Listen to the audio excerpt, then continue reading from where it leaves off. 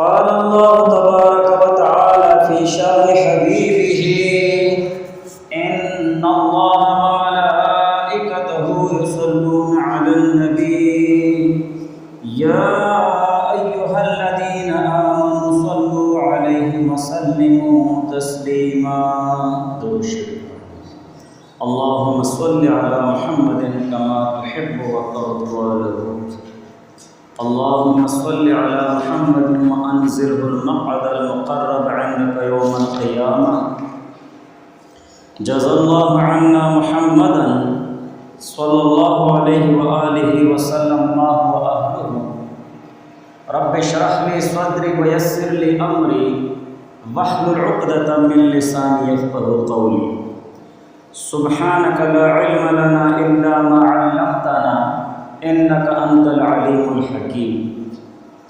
سامعین محترم، شروع سے عالم برزخ کے متعلق بات چلی آ رہی ہے کہ مرنے کے بعد انسان دار فانی سے دار بقا کی طرف منتقل ہو جاتا ہے. جو فنا ہونے والی جگہ ہے دنیا، اس فنا ہونے والی جگہ سے نہ فنا ہونے والی جگہ کی طرف چلا جاتا ہے. دار بقا جو باقی رہنے والا جہاں ہوتا ہے اس کی طرف چلا جاتا ہے. اور قیامت تک اس انسان کو عالم برزخ میں رکھا جاتا ہے، قبر میں رکھا جاتا ہے، اور اسی طرح زمین کے اندر رکھا جاتا ہے. جب تک قیامت قائم نہیں ہوگی یہ انسان اور مومن مسلمان زمین کے اندر عالم برزخ میں ہوگا.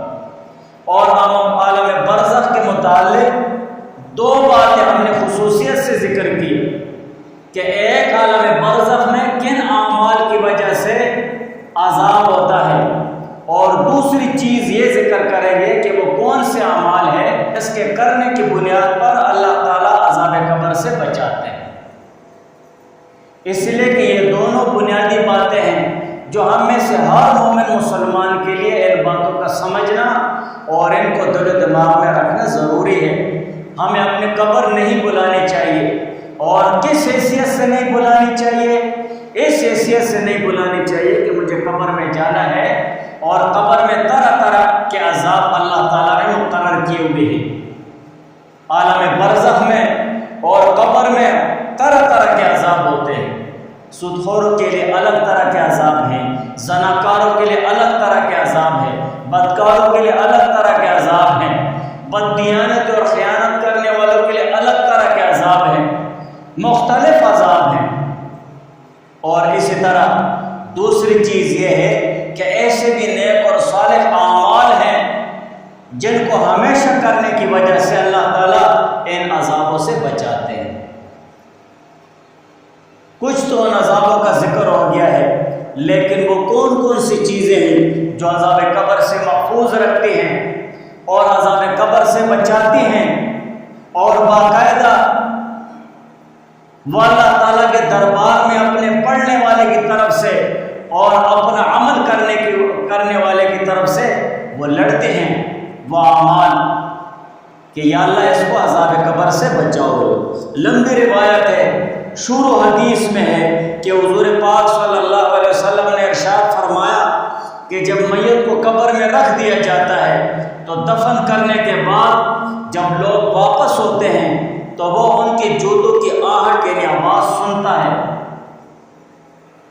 نالے جو جانے والے ہوتے ہیں ان کے جوتوں کی آہٹ سنتا ہے. اس سو اگر وہ مومن ہوتا ہے، مرنے والا میت اگر مومن ہوتا ہے تو نماز اس کے سرہانے آ جاتی ہے، سر کی طرف سے نماز آ جاتی ہے، اور روزے اس کے دائیں طرف آ جاتے ہیں، اور زکوٰۃ اس کے بائیں طرف آ جاتی ہے، اور نفل جو کام کیے ہوتے ہیں مثلا صدقہ اور خیرات اور نوافل نمازیں پڑھی ہوتی ہیں اور لوگوں کے ساتھ خیر اور بھلائی اور نیکی کا برتاؤ کیا ہوتا ہے وہ اس کے پاؤں کی طرف آ جاتے ہیں. اور اسی طرح عذاب قبر اس کے سرہانے کی طرف سے اگر آتا ہے تو نماز کہتے کہ میری طرف سے آپ کو جگہ نہیں ملے گی، میری طرف سے جگہ نہیں ملے گی. پھر اس کے دائیں طرف سے اگر عذاب قبر آتا ہے تو روزہ کہتے ہیں کہ میری طرف سے آپ کو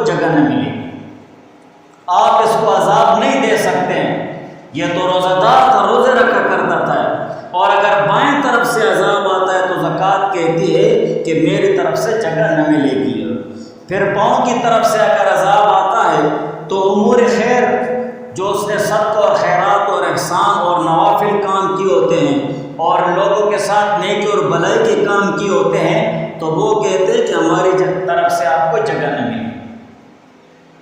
ان اعمال کو مومن مسلمان سے عذاب قبر ہٹانے میں خصوصیت کے ساتھ دخل ہے، ان کو بنیادی حیثیت حاصل ہے۔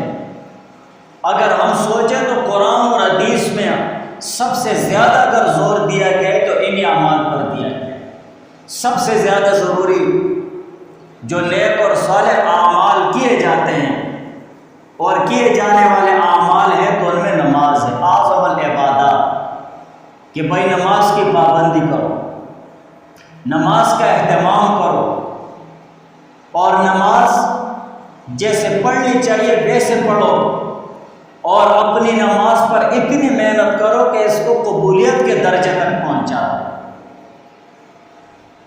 اب ہم اپنی نماز دیکھیں، زیادہ تر ہم ان اعمال میں مبتلا ہیں اور ہمیشہ ہم وہ اعمال کرتے ہیں جن کی وجہ سے عذاب قبر ہوتا ہے، جن کی وجہ سے عذاب قبر ہوتا ہے، وہ اعمال ہم ہمیشہ کرتے ہیں، لیکن ان اعمال کی طرف ہمیں دھیان ہی نہیں ہے کہ جن اعمال کے کرنے کی وجہ سے اللہ تعالیٰ عذاب قبر سے بچاتا ہے۔ اور ان اعمال میں سب سے زیادہ بنیادی عمل وہ نماز ہے کہ ہم نماز کی طرف دھیان ہی نہیں دیتے، نہ ہم خود دیتے ہیں، نہ دوسروں کو دھیان کرواتے ہیں، نہ ہمارے گھر بار میں جو ہماری مائیں بہنیں ہیں نہ ان کی طرف دھیان دیتے کہ وہ نماز پڑھتی ہیں یا نہیں پڑھتی ہیں، کیسے پڑھتی ہیں، کس وقت پڑھتی ہیں۔ ہم یہ سوچ ہی نہیں کرتے ہیں، سوچتے ہی نہیں، دیکھتے ہی نہیں۔ کبھی کبھی ایسے بھی ہوتا ہے ہمارے گھروں میں ہماری مائیں بہنیں نماز کی پابند ہوتی ہیں لیکن ان کا لباس ایسے ہوتا ہے جس میں نماز نہیں ہوتی ہے، سر پہ کمزور قسم کا دوپٹہ ہوتا ہے جس میں بال نظر آتے ہیں، نماز نہیں۔ یا اسی طرح اس کے آستین یہاں تک چڑھے ہوتے ہیں یا چھوٹے ہوتے ہیں، وہ نماز پڑھ لیتی ہے لیکن نماز نہیں ہوئی، سطر کا مسئلہ درمیان میں آ گیا ہے۔ یہ ہم مردوں کی ذمہ داری ہے، سب سے پہلے ہمیں خود کو نماز جیسی اہم عبادت کا خوگر بنانا ہے، عادی بنانا ہے، اور صرف عادی نہیں بنانا ہے بلکہ عبادت کو عبادت کے درجے میں کرنا ہے۔ شروع میں نماز اور عبادت یہ ریاکاری ہوتی ہے نا، جو بچپن ہوتے ہیں، بچپنا ہوتا ہے، بچپن میں جو بچے ہوتے ہیں تو وہ یا والدین کو دکھانے کے لیے، اساتذہ کو دکھانے کے لیے کہ میں نماز پڑھ رہا ہوں، اور یوں دیکھتے بھی ہوں گے نا کہ مجھے دیکھ رہا ہے نہیں دیکھ رہا، یہ ریاکاری ہوتی ہے۔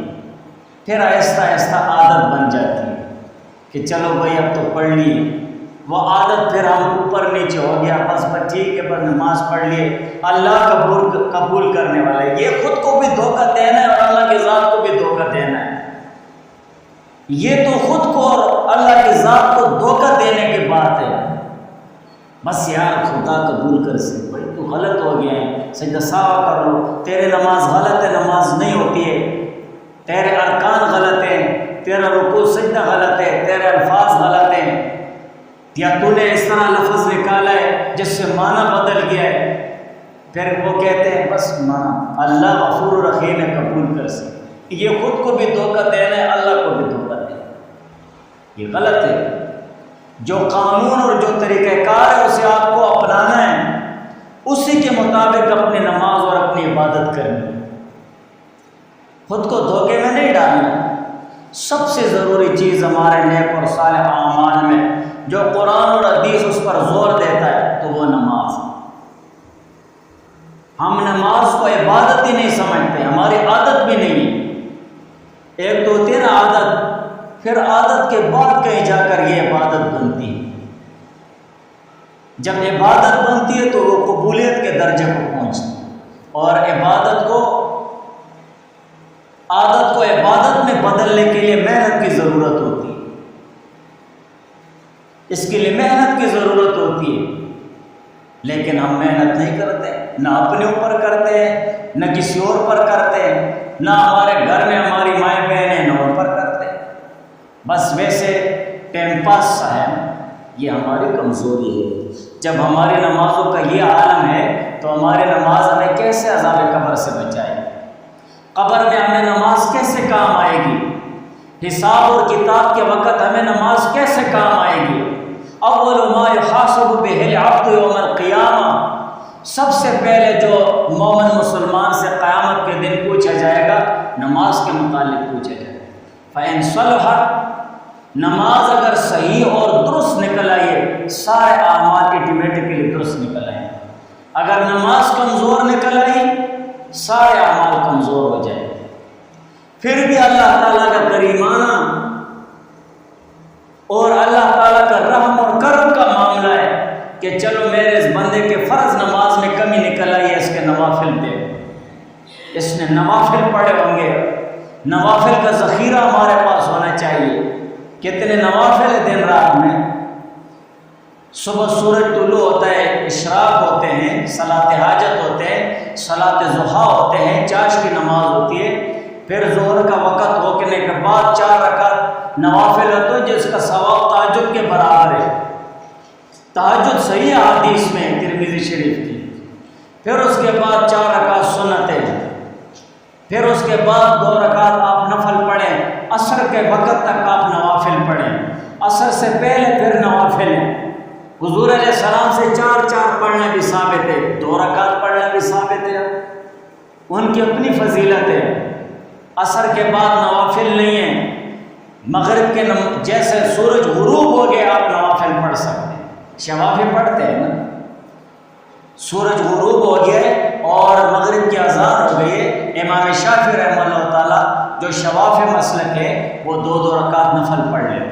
احناف کے ہاں نہیں ہے۔ احناف کے لیے یہ ہے کہ معتد بھی وقت گزر جائے اتنا انتظار کر دو، پھر اس کے بعد آپ جماعت کھڑی کرو، تقریباً 3 آیات 5-6 آیات تک آپ صبر کریں، پھر آپ جماعت۔ مغرب کے بعد پھر اوابین کی نماز ہے، 20 رکعت نوافل بھی ہیں اوابین کی، 6 رکعت بھی اوابین کی ہیں۔ 2 مغرب کی کر لو اور 4 رکعت اوابین کی پڑھ لو، 6 رکعت اوابین ہو گئی، تب بھی تمہیں اوابین کا ثواب مل گیا۔ اوابین، اواب کی جمع ہے، بہت زیادہ توبہ کرنے والا۔ ہاں، اس کے بعد پھر عشاء کے بعد 2 رکعت سنت کے بعد نوافل پڑھو، تہجد کے برابر ثواب ہے۔ وتر کے بعد پھر نوافل پڑھو، تہجد کی نیت اس میں کر لیا کرو۔ تہجد کے وقت نہیں اٹھے تب بھی اللہ تعالیٰ اجر دے گا، لیکن فرض نماز کے بعد سب سے بہترین نماز وہ تہجد کی ہے، جو تہجد کے وقت اٹھتے ہیں اور وہ تہجد پڑھتے ہیں۔ تو سب سے ضروری چیز کیا ہے؟ جو میت کے سرحانے آ جاتی ہے سر کی طرف تو وہ نماز آ جاتی ہے کہ بھائی عذاب قبر میں تمہیں نہیں چھوڑوں گا، یہ تو نمازی ہے، یہ تو ساری زندگی نماز پڑھتا رہا، اللہ تعالیٰ کی عبادت کرتا رہا، لیکن ہم اپنی نمازوں کو ضائع کرتے ہیں۔ نہ ہماری عادت ہے اہتمام کو دور کی بات، اہتمام جو سب کو چلا جائے لیکن نماز نہ جائے۔ اہتمام کرنے والا جو اہتمام کرنے والا ہوتا ہے اس کے دل و دماغ میں ایک ہی بات ہوتی ہے، سب کو چلا جائے لیکن نماز نہ جائے، اسے اہتمام کہتے ہیں۔ ہم کہتے ہیں ساری نمازیں چلی جائیں لیکن یہ سب کچھ نہ جائے، سب کچھ بس نیند نہ جائے نا، اور کیا ہے یہاں بہرحال۔ اور اسی طرح جو نماز ہے تو وہ اس کے سرحانے آ جاتی ہے، اور دوسری طرف بائیں طرف روزے آ جاتے ہیں، روزے عذاب قبر کو منع کرتے ہیں۔ اب ہم دیکھیں ہم روزے کتنے رکھتے ہیں، کتنے کمزور ہیں۔ فرض روزے ہم نہیں رکھتے ہیں، فرض جو رمضان کا روزہ 5 ارکان ہے نا، سب کو پتہ ہے، بنی الاسلام علی 5، اسلام کو بنیاد 5 چیزوں پر ہے۔ جیسے خیمہ ہوتا ہے اور وہ 5 ستونوں پر ٹکا رہتا ہے، درمیان والے ستون کی مثال ایسے لے لو، لا الہ الا اللہ محمد رسول اللہ، اس کو ہٹا دو تو بالکل غرق کر کے گر جائے۔ سائڈ والے ستونوں کو لے لو، نماز ہے، روزہ ہے، حج ہے اور زکوٰۃ ہے۔ اب ہم دیکھیں نا، اگر ہم کلمہ طیبہ پڑھ رہے ہیں لا الہ الا اللہ محمد رسول اللہ، تو اور دوسرے ارکان کو کتنا پورا کر رہے ہیں؟ جو اسلام کا ڈھانچہ ہے، جو اسلام کا خیمہ ہے، اسلام کا بنگلہ ہے، اور ان 5 ستونوں پر ٹکا ہوا ہے، ہم نے اس کو کتنا روکا ہوا ہے، ہم نے اس کو کتنا قائم رکھا ہوا ہے۔ ہم روزے چھوڑتے ہیں، رمضان فرض ہے، اس کے اپنے مسائل ہیں، ایسے بھی لوگ ہیں نا جان دے دیتے ہیں لیکن روزہ نہیں چھوڑتے، شہادت کی موت ہے نا، مقصد یہ ہے نا۔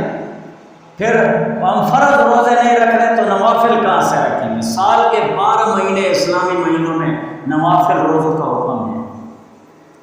ذی الحج کے مہینے میں روزے نوافل، محرم کے مہینے میں روزے نوافل، سفر کے مہینے، سب کو چھوڑو۔ سب سے بہترین روزہ داؤد علیہ السلام کا ہے، صوم داؤد علیہ السلام۔ حضور علیہ السلام نے فرمایا احادیث میں کہ داؤد علیہ السلام ایک دن روزہ رکھتے اور ایک دن افطار کرتے۔ یہ داؤد علیہ السلام کا روزہ سب سے بہترین، اور حضور علیہ السلام کو جو معمول مبارک تھا زندگی بھر سال کے 12 مہینے ایام 20 کے روزے رکھنا۔ ایام 20 کے معنی سفید، اور ایام یوم کی جمع ہے، یعنی سفیدی کے روزے، مطلب یہ ہے کہ چاندی کے 13، 14، 15 کو روزہ رکھتے حضور علیہ السلام ہر مہینے۔ یہ مسنون ہے، سنت موقدہ یا ایام 20 کے روزے رکھتے۔ ہم فرض روزے نہیں رکھتے ہیں تو باقی روزے کہاں سے رکھیں گے؟ تو روزے وہ میت کے مرنے والے کے بائیں طرف آ جاتے ہیں، اور اسی طرح جو دوسرے نیک اور صالح اعمال ہیں اور احسان والے اعمال ہیں تو وہ اس کے پاؤں کی طرف آ جاتے ہیں، نفل نمازیں ہو گئی ہیں، اور اسی طرح دوسرے صدقہ اور خیرات ہو گیا ہے تو وہ اس کے پاؤں کی طرف آ جاتے ہیں۔ اب ہم دیکھیں ہم کتنے نیک اعمال کرتے ہیں، ہم کہاں سے مومن مسلمان کے ساتھ احسان اور سلوک کا معاملہ کرتے ہیں؟ ہمارا معاشرہ درندگی کا شکار ہے۔ کتنے بیانات ہم نے کیے، ہر بیان میں ہمارا معاشرہ ایسا نکلتا ہے کہ درندگی ہو جس میں، جیسے درندے ہوتے ہیں نا درندے، اور اس میں وہ ہمارے عالم تھے وہ بتا رہے تھے، مولانا احمد علی لاہوری رحمہ اللہ تعالیٰ کا اپنا واقعہ بھی ہے کہ پہلے لوگوں کے چہرے ہیں نا یہ مسح ہو جاتے ہیں، یہ چہرے بدل جاتے ہیں، لیکن اب لوگوں کے دل بدل جاتے ہیں۔ پہلے لوگ بندر بن جاتے ہیں، خنزیر بن جاتے ہیں، ان کے چہرے مسح ہو جاتے ہیں، اب ہمارے دل مسح ہو چکے ہیں۔ اور اس پر ایک واقعہ بھی ہے، کراچی میں میرا بھائی اس نے خود اپنے کان سے ایک عالم سے سنا اور حقیقت پر مبنی، اس نے مجھے بتایا کہ امام مسجد تو اس کے پاس ایک مسافر آ گیا کہ حضرت مجھ پر رات آ گئی، مجھے رات ٹہرنا ہے، رات گزارنا ہے، ایک رات گزار کے چلا جاؤں گا۔ امام مسجد نے کہا ٹھیک ہے آپ رات گزاریں، لیکن یہ کمرہ ہے، اس کمرے سے رات کو باہر نہیں نکلنا ہے، اس لیے کہ باہر لوگوں کی دشمنیاں، فائرنگ وغیرہ ہوتی ہے، لڑائی ہوتی ہے، ایسے نہ تجھے نقصان پہنچے۔ اس نے کہا ٹھیک ہے جی۔ اور یہ انسان کی فطرت ہے، جب انسان کہیں نئی جگہ پر جاتا ہے تو اسے وہاں نیند نہیں آتی ہے، رات گزر جاتی ہے کروٹیں بدلتے بدلتے نا۔ اگر آپ چارپائی بھی چینج کر دیں نا تو تب بھی آدمی کو نیند نہیں آتی کہ یار مجھے دوسرے کی چارپائی بھی نیند نہیں آتی۔ وہ مسافر ساری رات جاگتا رہا، ساری رات ایک پٹانہ بھی نہیں پھٹا۔ اس کو تھوڑا شک ہو گیا نا یار پتہ نہیں کچھ بھی نہیں ہے، ویسے امام مسجد نے مجھے جھوٹ بولا ہے۔ خیر اس نے وہ کہا تھوڑی وہ ہرس میں آ گیا نا، اس نے دوسری رات بھی رہ جائیں گے چلو۔ پھر اس نے کہا حضرت مجھے دوسری رات بھی گزارنی ہے، مجبوری ہے، صبح نکل جاؤں گا انشاءاللہ۔ پھر امام مسجد نے بات دہرائی، بس معاملہ اس ٹھیک ہے صحیح ہے۔ جب رات ہو گئی تو اس نے چپکے سے دیکھا تو امام مسجد اللہ تعالیٰ کی عبادت میں مصروف ہے، اللہ تعالیٰ کے ساتھ راز و نیاز کر رہا ہے، دعائیں مانگ رہا ہے، رو رہا ہے۔ اس نے اس مسافر نے کہا کہ یار یہ تو اللہ کا ولی ہے، اپنے آپ کو مجھ سے چھپانے کے لیے اس نے اس طرح کہا۔ چلو صبح ہو جائے، اس سے دعا لے کے چلا جاؤں گا۔ صبح ہو گئی ہے، کہہ رہے حضرت میں نے آپ کا تماشا ساری رات کیا ہے، تو دنیا کے لوگوں سے چھپ سکتا ہے، مجھ سے نہیں چھپ سکتا ہے، میرے لیے دعا کرو میرے حالات اچھے ہو جائیں۔ تو اس نے اس کی طرف دیکھا اور پھر اس سے کہا کہ جا تجھے اللہ انسان بنائے۔ تو اسے غصہ آ گیا، اس نے کہا میں تمہیں جانور نظر آتا ہوں، جانور نظر آتا ہوں۔ تو اس امام مسجد نے اپنی ٹوپی لی اور اس کے سر پر رکھ دی اور اس سے کہا جا باہر نکل جائے۔ تھوڑا سا قدم پر بازار تھا، باہر چلا گیا، بازار میں انسان ہی نظر نہیں آ رہا ہے، کوئی بندر نظر آ رہا ہے، کوئی شیر نظر آ رہا ہے، کوئی کتا نظر آ رہا ہے، کوئی کیا نظر، خود کو دیکھا تو لومڑی نظر آ رہی ہے۔ جلدی دوڑ کے آیا اور اس کے پاؤں میں گر گیا، کہہ رہے میرے لیے دعا کر، مجھے اللہ انسان بنائے۔ تو ہر ایک جانور ہے نا، اس کا حملہ کرنے کا اپنا ایک داؤ ہوتا ہے۔ جو شیر ہوتا ہے نا، یہ الگ طریقے سے حملہ کرتا ہے، کتا ہوتا ہے یہ الگ طریقے سے حملہ کرتا ہے، چیتا ہوتا ہے وہ الگ طریقے سے کرتا ہے۔ اسی طرح ہر ایک جانور کا اپنا طریقہ ہے داؤ کھیلنے کا، اپنے دشمن کو گرانے کا اور اس کو چیر پاڑ کرنے کا۔ ہمارا معاشرہ ہم اسی طرح بن چکے ہیں، یہ درندگی ہم میں بھری ہوئی ہے۔ کوئی کسی کو کس طریقے سے نقصان پہنچانے کے در پر ہوتا ہے، کوئی کسی کو کس طریقے سے، کسی کا زور چلتا ہے نا، تو شیر بنا ہوا ہے نا، شیر کو زور چلتا ہے، بدماشی کے زور پر نقصان پہنچاتا ہے۔ کوئی لومڑی بنی ہوتی ہے، چالاکیاں کر کر کے اسے نقصان پہنچاتا ہے۔ کوئی بلی بنی ہوتی ہے جو شیر کے جنگل کو نقصان پہنچانے کے لیے ادھر ادھر باتیں کرتے ہیں، کچھ اس طرح بنے ہوتے ہیں۔ تو کہنے کا مقصد یہ ہے کہ ہمارا معاشرہ ایسا بن چکا ہے درندوں کی طرح۔ بس اچھا انسان وہ ہے جس کا بس نہیں پہنچتا ہے۔ جب ہم پڑھ رہے تھے نا، اس وقت پتہ نہیں ملک میں کیا حالات بن گئے تھے، تو استاد محترم نے بتایا اچھا انسان وہ ہے جس کا بس نہیں پہنچ سکتا ہے، ورنہ کوئی بھی اچھا نہیں ہے۔ جس کا تھوڑا سا بس پہنچتا ہے وہ اگلے کو نقصان پہنچاتا ہے۔ بہرحال عذاب قبر سے محفوظ رکھنے والی جو ضروری چیزیں ہیں تو وہ یہی ہے کہ میت کے سرہانے میت کے دائیں اور میت کے بائیں اور میت کے پاؤں کی طرف آ جاتی ہے، میت کے سرہانے نماز آ جاتی ہے۔ ہمیں اپنے نماز کی فکر کرنی چاہیے، اپنی عبادت کی فکر کرنی چاہیے۔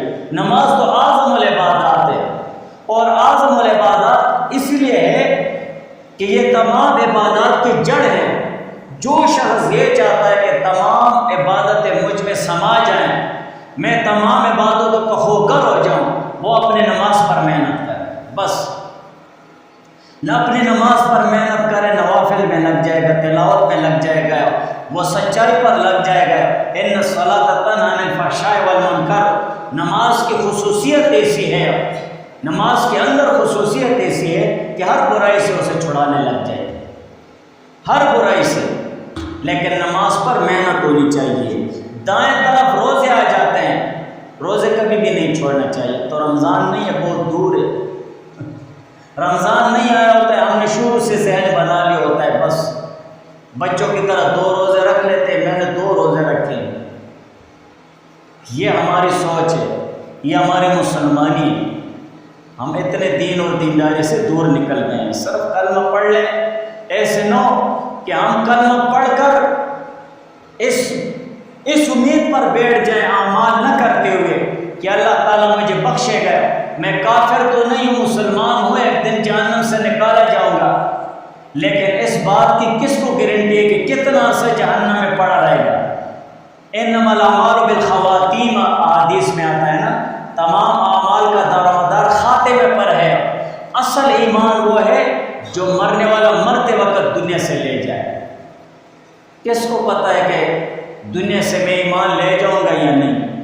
اس ایمان کو محفوظ رکھنے کے لیے تو یہ اعمال ہے نا کہ ہم نیک اعمال کرتے رہیں گے، ایمان محفوظ ہوتا ہے، راسخ ہو جاتا ہے دل میں، دل کی گہرائیوں میں ایمان راسخ ہو جاتا ہے۔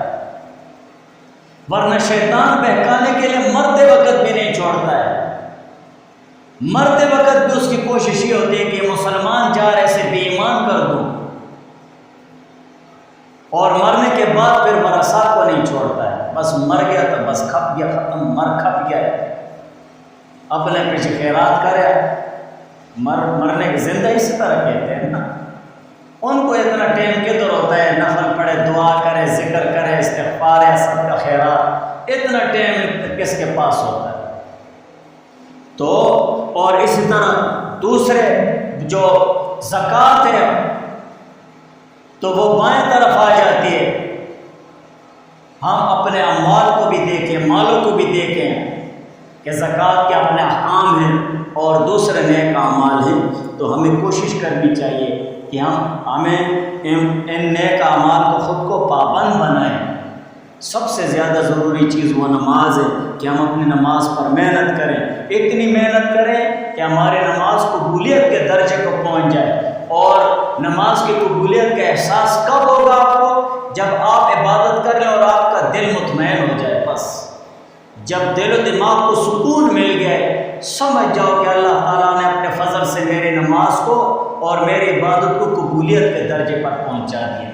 لیکن اگر کیفیت ایسی نہ ہو تو اپنی نماز پر محنت کرنی چاہیے۔ الحمدللہ نحمده ونستعینه ونستغفره ونؤمن به ونتوکل علیہ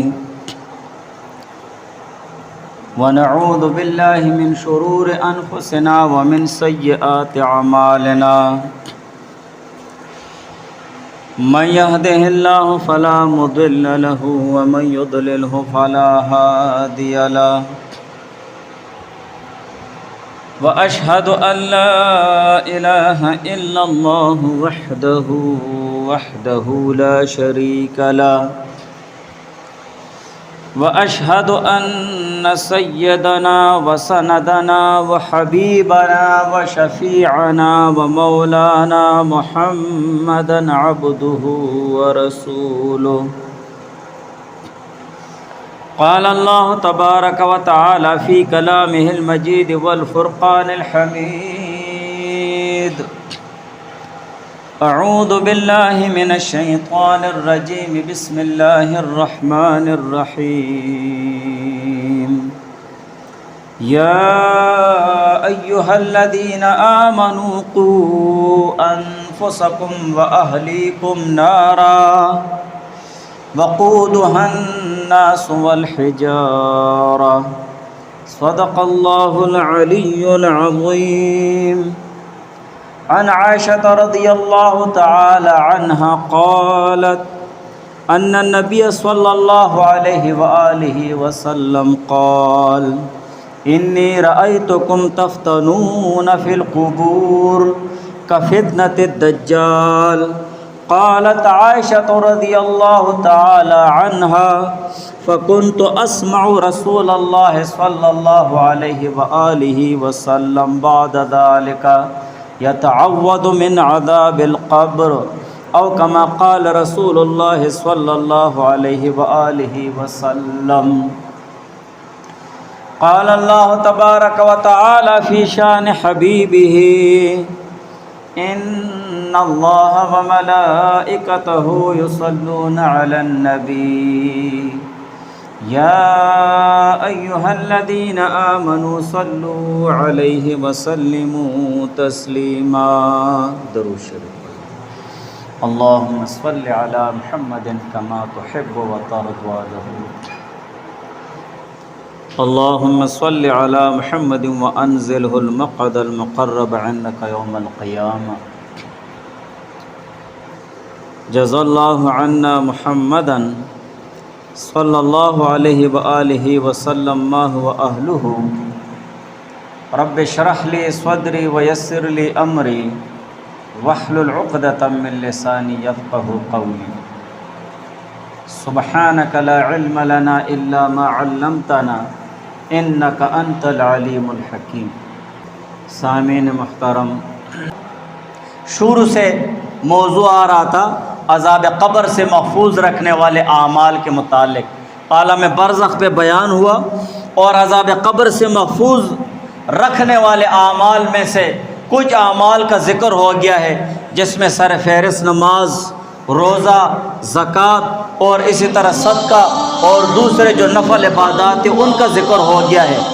ابو ہریرہ رضی اللہ تعالیٰ عنہ سے روایت ہے قال قال رسول اللہ صلی اللہ علیہ وآلہ وسلم کہ حضور علیہ السلام نے فرمایا ان سورۃ فی القرآن 30 آیۃ کہ قرآن پاک میں ایک سورت ہے جو 30 آیات پر مشتمل ہے شفاعت لرجل اس سورت نے ایک شخص کے متعلق سفارش کی حتی غفر لہ یہاں تک کہ اس کی بخشش کر دی گئی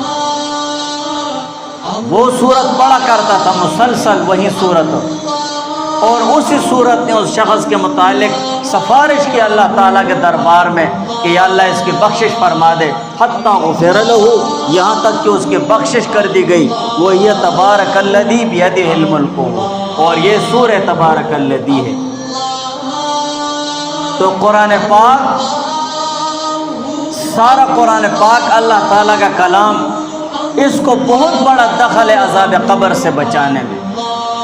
جو مومن مسلمان مسلسل اپنی زندگی کا ایک صحیح معمول بناتا ہے قرآن پاک کی تلاوت یہ قرآن اس کے لیے سفارش کرے گا، قبر میں بھی سفارش کرے گا اور قیامت کے دن بھی سفارش کرے گا۔ اور اگر قرآن پاک کی جو مخصوص صورتیں ہیں جو حضور علیہ السلام کی ارشادات میں ہیں قرآن پاک کی تلاوت کے ساتھ ساتھ ان صورتوں کا مکمل معمول ہو ان صورتوں کی تلاوت کا تو وہ صورتیں بھی اس کے لیے سفارش کریں گی۔ اور ان خاص صورتوں کو بہت زیادہ دخل ہے عذاب قبر سے بچانے میں، جو قبر کا جو عذاب ہے اس سے بچانے میں۔ حضرت خالد بن معدان رحمہ اللہ تعالی تابعی ہیں، وہ فرماتے ہیں کہ سورہ تبارک الذی اور سورہ الف لام میم سجدہ کے بارے میں فرمایا کرتے تھے کہ یہ دونوں صورتیں اپنے پڑھنے والے کے لیے قبر میں اللہ تعالیٰ کے ساتھ اللہ تعالیٰ سے جھگڑیں گی اور دونوں میں سے ہر ایک یہ کہے گی کہ اے اللہ اگر میں تیرے کتاب میں سے نہیں ہوں تو مجھے اپنی کتاب سے نکال دے، مجھے اپنی کتاب سے مٹا دے۔ اور یہ بھی فرماتے تھے کہ یہ صورتیں اپنے پڑھنے والے کے پاؤں کی طرف سے اپنے پڑھنے والے پر بچھا دیں گے اور اسے عذاب قبر سے بچا لیں گے۔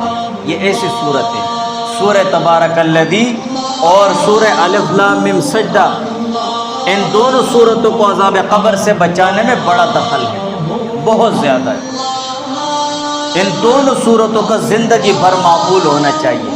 اور احادیث میں ہے کہ حضور علیہ السلام ان دونوں صورتوں کو پڑھے بغیر نہ سوتے تھے، جب تک حضور علیہ السلام ان دونوں صورتوں کو نہ پڑھ لیتے اس وقت حضور علیہ السلام نہیں سوتے تھے۔ اگر ہم قرآن پاک کی تلاوت کا معمول سے اہتمام نہیں کر سکتے ہیں کم سے کم ان 2 صورتوں کا اہتمام ہونا چاہیے۔ اگر کسی کو یہ 2 صورتیں نہیں آتی ہیں کم سے کم سورہ تبارک الذی کو ایک ایک لفظ کر کے سیکھ لیں، ایک ایک لفظ کر کے سیکھ لیں۔ اور یہ بھی نہ دیکھیں کہ میری عمر سیکھنے کی ہے، سیکھنے سکھانے کے لیے کوئی عمر نہیں ہے، بلکہ خوش قسمت ہے وہ انسان اگر اسے اس صورت کے یاد کرنے میں موت آ جائے تو اللہ تعالیٰ اس کے لیے وہی صورت سفارش کا ذریعہ بنا دیں گے۔ جو قرآن پڑھتے پڑھتے مر جاتے ہیں شہید ہوتے ہیں، جو علم حاصل کرتے کرتے مر جاتے ہیں وہ شہید ہوتے ہیں۔ تو یہ تو اور بھی بہت زیادہ فضیلت کی بات ہوتی ہے۔ جو حفظ کرتے کرتے مر جاتے ہیں اللہ تعالیٰ ان کا حشر حافظوں کے ساتھ کرتے ہیں، مقبول شدہ جو قبول شدہ حافظ ہوتے ہیں۔ اسی طرح حدیث میں ہے کہ وضو بھی عذاب قبر سے بچائے گا، جس کا کامل وضو ہو، اہتمام سے صحیح وضو ہو۔ ہمیں تو استنجا بھی ڈھنگ سے نہیں آتا کہ استنجا ہے کیا، استنجے کا بھی اہتمام نہیں ہے۔ اور پہلے بھی وہ احادیث میں ذکر ہو گیا استنزہوا من البول فإن عامۃ عذاب القبر منہ، کہ پیشاب کے چھینٹوں سے خود کو بچایا کرو، اسی لیے کہ اکثر عذاب قبر اسی وجہ سے ہوتا ہے۔ ہم میں استنجا اور اسی طرح پیشاب کے چھینٹوں سے بچنے کا اہتمام نہیں، اپنے چھینٹوں سے بھی نہیں، اور نہ اسی طرح کسی نے اگر جانور پالے ہوں تو ان سے بھی بچنے کا اہتمام نہیں۔ صرف اپنے چھینٹے نہیں، عام جو جانور ہیں ان کے چھینٹوں سے بھی بچنے چاہیے۔ وہ یہ نہ کہے کہ بس میرے کپڑے ناپاک ہے تو بچنے کا اہتمام نہ ہو، بلکہ بچنے کا اہتمام ہونا چاہیے۔ کپڑے ناپاک ہونے کا مطلب نہیں ہے کپڑے ناپاک ہے، کام کاج کر رہا ہوں چلو آخر میں نماز کے لیے تبدیل کر دوں، بلکہ آپ بچنے کا اہتمام کریں گے تو وضو بھی عذاب قبر سے بچائے گا۔ جو صحیح اہتمام سے وضو کرے، تمام سنتیں اور تمام فرائض اور تمام مستحبات جتنے بھی ہیں ان کی رعایت کرتے ہوئے وضو کرے، ایسا وضو اس کو عذاب قبر سے بچائے گا۔ اسی طرح امر بالمعروف، جو نیکیوں کی طرف بلاتے ہیں، یہ عمل بھی اس کو عذاب قبر سے بچائے گا۔ نہی عن المنکر، جو گناہوں سے بچاتے ہیں، اسی طرح جہاد والرباط، اور جو جہاد کے لیے نکلتے ہیں اور سرحدوں پر ہوتے ہیں، محاذوں پر، وہ بھی یہ عمل بھی عذاب قبر سے بچائے گا۔ اسی طرح دوسرے بھی کئی اعمال ہیں جن کی وجہ سے اللہ تعالیٰ اس شخص کو عذاب قبر سے بچائیں گے۔ ایک وہ شخص ہے جو کسی پیٹ کی بیماری سے مر جائے، حدیث میں ہے نا، ایسا شخص وہ شہید کہلاتا ہے۔ شہید دو قسم ہیں، شہید دو قسم ہیں۔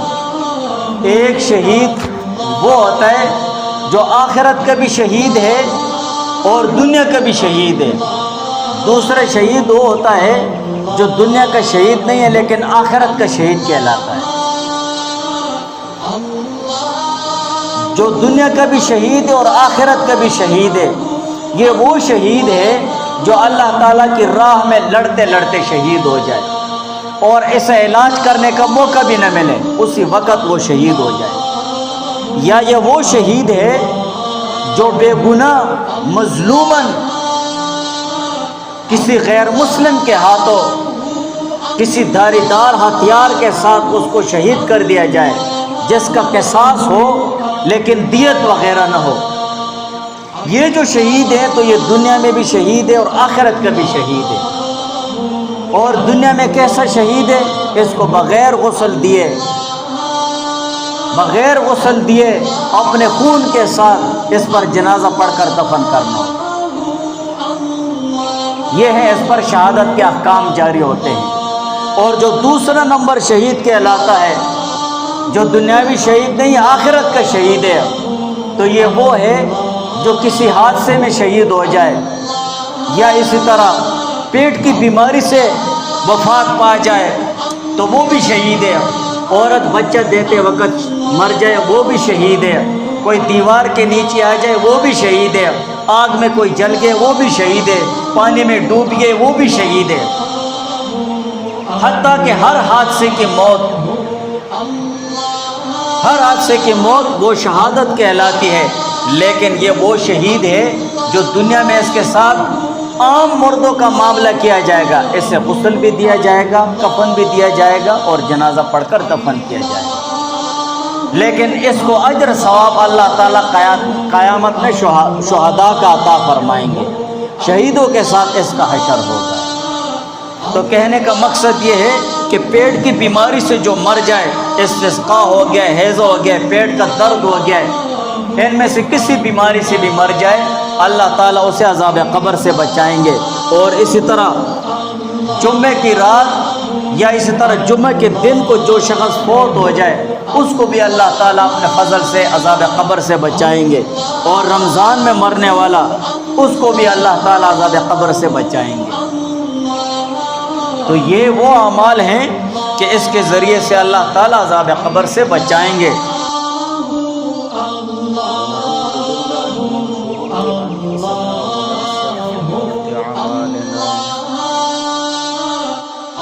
من يهده الله فلا مضل له ومن يضلل فلا هادي له، وأشهد أن لا إله إلا الله وحده لا شريك له، وأشهد أن سيدنا وسندنا وشفيعنا ومولانا محمدا عبده ورسوله۔ قال الله تبارك وتعالى في كلامه المجيد والفرقان الحميد، أعوذ بالله من الشيطان الرجيم، بسم الله الرحمن الرحمن الرحيم ما أصابك من حسنة فمن الله وما أصابك من سيئة فمن نفسك صدق الله العلي العظيم. قال الله تبارك وتعالى في شان حبيبه إن الله وملائكته يصلون على النبي يا أيها الذين آمنوا صلوا عليه وسلموا تسليما. اللهم صل على محمد اللهم صل على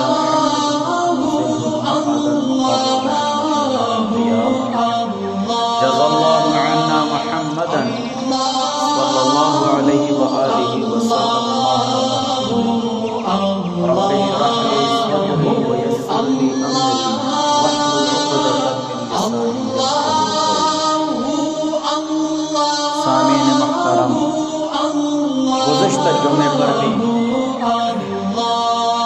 اسی کے متعلق بات ہوئی کہ انعامات الہیہ کو اللہ تعالیٰ نے جو انعامات اور جو احسانات آپ پر کیے ہیں تو ان انعامات اور احسانات کو اپنی محنت، مشقت اور اپنی تکلیف اور اپنے مجاہدوں کا ثمرہ مت سمجھو کہ مجھے یہ نعمت اللہ تعالیٰ نے دی ہے اسی لیے دی ہے کہ میں نے محنت کی ہے، یہ نہ شکریہ.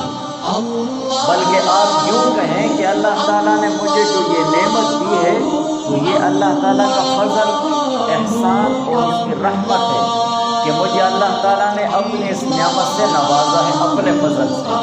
میرا اپنا کوئی کمال نہیں ہے، میری اپنی کوئی محنت نہیں ہے، میری اپنی کوئی مشقت نہیں ہے، بلکہ یہ جو محنت اور مشقت اور تکلیف اٹھانا اور برداشت کرنا یہ بھی تو اللہ تعالیٰ کے توفیق سے ہے. اور اللہ تعالیٰ کے انعامات، اللہ تعالیٰ کے احسانات میں سے من جملہ ایک احسان اور انعام وہ اللہ تعالیٰ کی توفیق بھی ہے کہ اللہ تعالیٰ آپ کو کسی کام کے کرنے کی توفیق عطا فرماتے ہیں، اس کے لیے اسباب مہیا فرماتے ہیں. اور آپ کو اللہ تعالیٰ کوئی نعمت عطا فرمانا چاہتے ہیں اور اس کے لیے اسباب بھی مقرر فرما دیتے ہیں، وہ بھی عطا فرما دیتے ہیں اور اس کی توفیق آپ کو مل جاتی ہے. تو یہ توفیق کا ملنا یہ بھی اللہ تعالیٰ کی نعمت ہے. تو اللہ تعالیٰ کی نعمتوں کو اپنے مجاہدے اور محنت اور مشقت کی طرف نسبت کرنا یہ ناشکری ہے. اپنی جتنی بھی عبادتیں ہیں، جتنے بھی نیک اعمال ہیں، جتنے بھی صالح اعمال ہیں، ان تمام اعمال کو اپنی محنت اور مشقت کی طرف منسوب نہیں کرنا چاہیے، بلکہ یوں کہو کہ میں جو تہجد گزار ہوں، میں عبادت گزار ہوں اور اللہ تعالیٰ کا 5 وقتہ نمازی ہوں، یا میں نیک اور صالح اعمال کر رہا ہوں، یا اللہ تعالیٰ مجھے یہ نعمت عطا فرما رہا ہے، تو یہ محض اللہ تعالیٰ کا فضل اور کرم ہے. اس میں میرا کوئی کمال نہیں، اس میں میرا کوئی کمال نہیں ہے. اور قرآن کی آیت میں بھی اللہ تعالیٰ نے فرما دیا وَمَا أَصْوَابَكَ مِنْ حَسَنَةٍ فَمِنَ اللَّهِ. مَا أَصْوَابَكَ مِنْ حَسَنَةٍ، تجھ کو جو نیکی پہنچے، تجھ کو جو نعمت ملے اللہ تعالیٰ کی طرف سے، فَمِنَ اللَّهِ، تو یہ اللہ تعالیٰ کی طرف سے. جو احسان اور بھلائی اور جو نیکی ملے آپ کو، فَمِنَ اللَّهِ، تو یہ اللہ تعالیٰ کی طرف سے. اس میں انسان کا کوئی کمال نہیں ہے. وَمَا أَصْوَابَكَ مِنْ سَيِّئَةٍ، اور جو برائی تجھ کو پہنچے، من نفس نفسک، فمن نفسک تو یہ تمہاری اپنی نفس کی وجہ سے، تمہارے اپنے اعمال کی وجہ سے ہے۔ اور اسی آیت کے ضمن میں مفسرین حضرات فرماتے ہیں کہ اس آیت سے اس بات کی طرف اشارہ فرمایا گیا ہے کہ انسان کو جو نعمت ملتی ہے وہ اس کا اپنا حق نہیں ہے،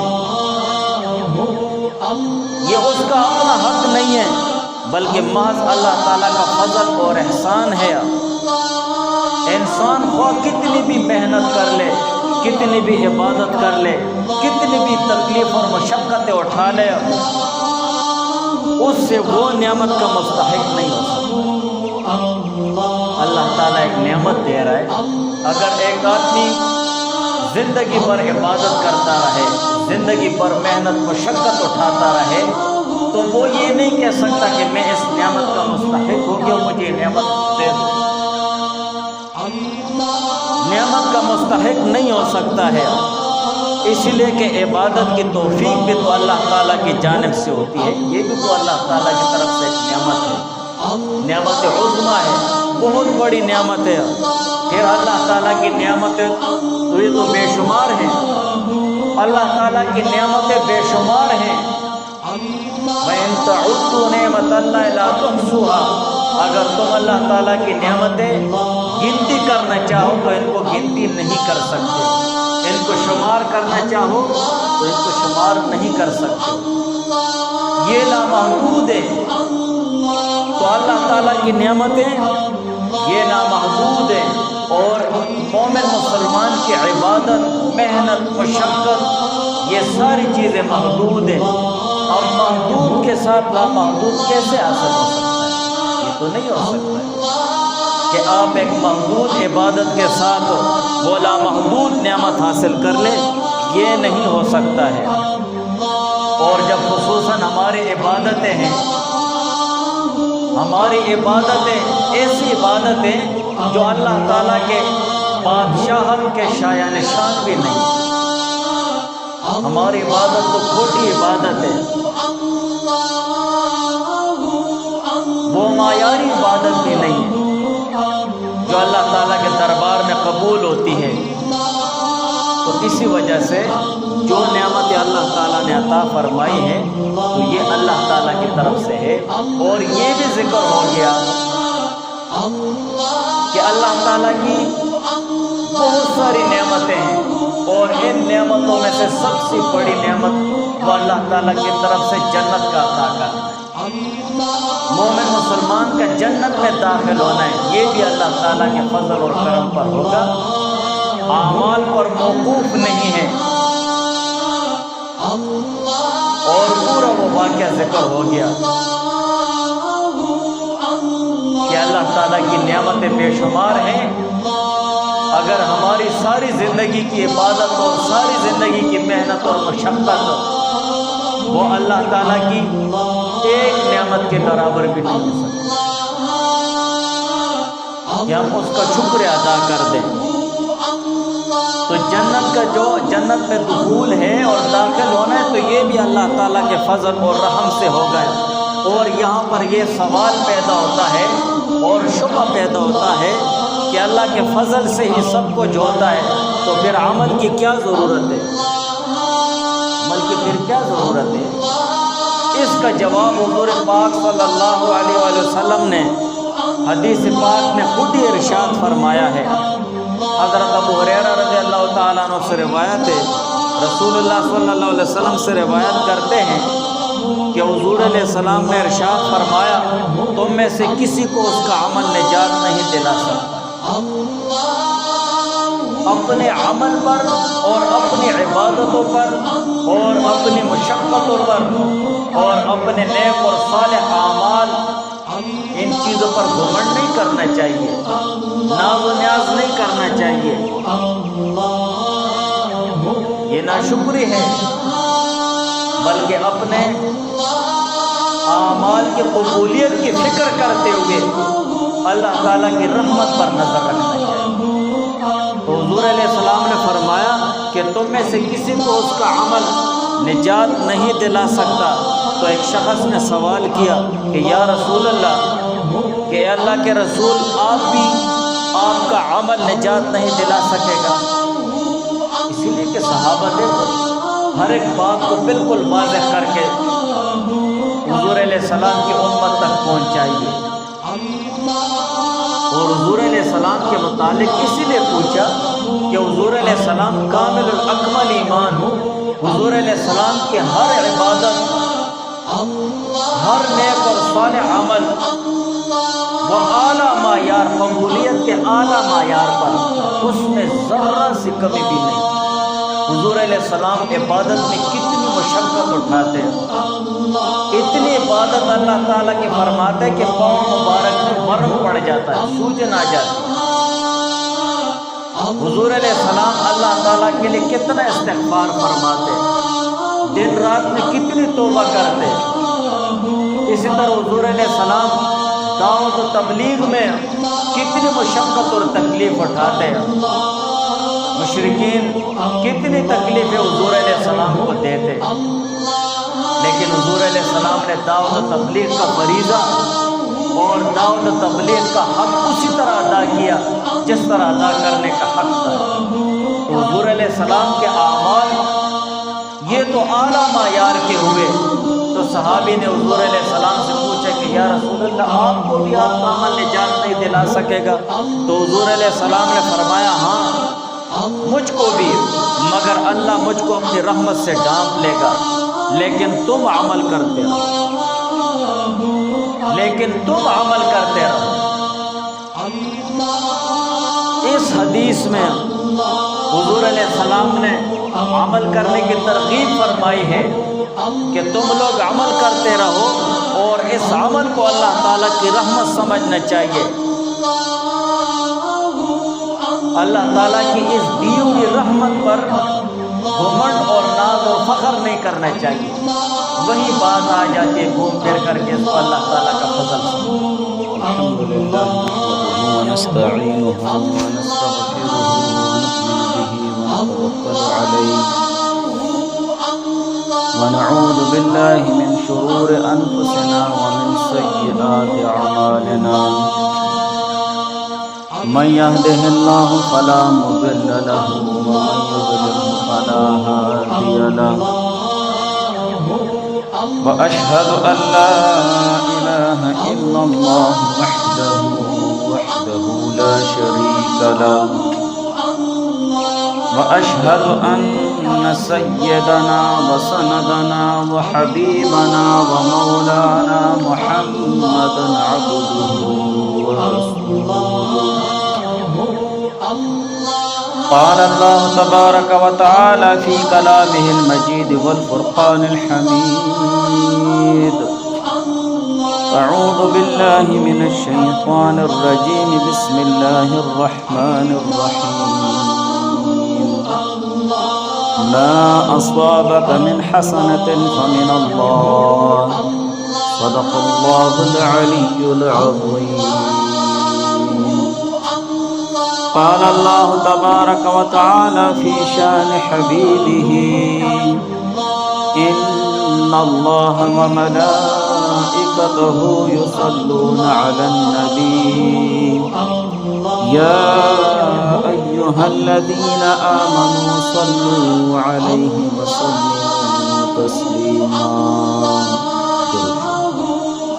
اللهم صل على محمد كما تحب وترضى.